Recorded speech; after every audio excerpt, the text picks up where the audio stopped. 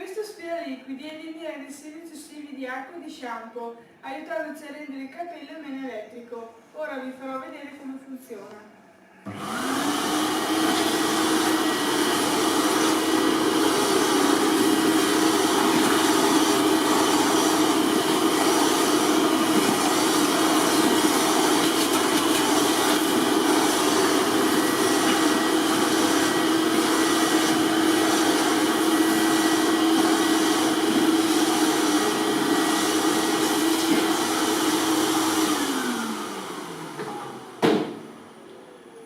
Applicherò una maschera idratante. Per far aumentare la sua efficacia userò un vaporizzatore agli ioni.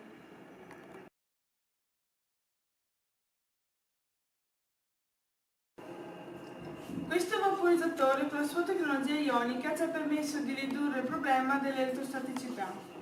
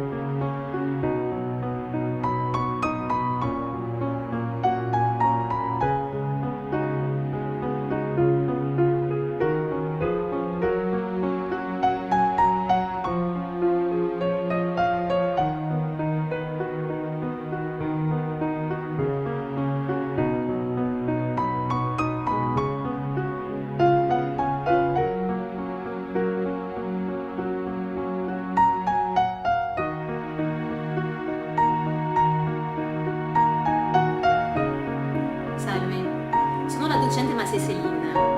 Per il progetto Heliofop abbiamo pensato assieme ai ragazzi di terza e prima di realizzare un berretto antistatico.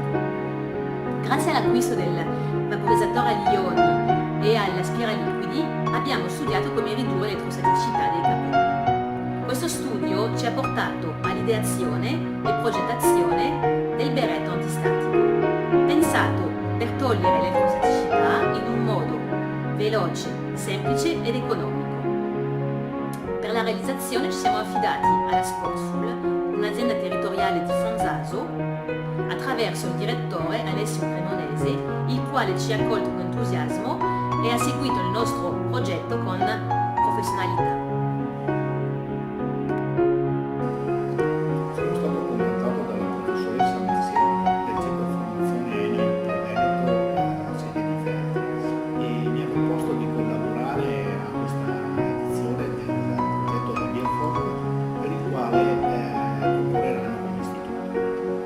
Insieme abbiamo sviluppato un progetto di un capellino che avesse caratteristiche elettrostatiche da scaricare elettrostaticamente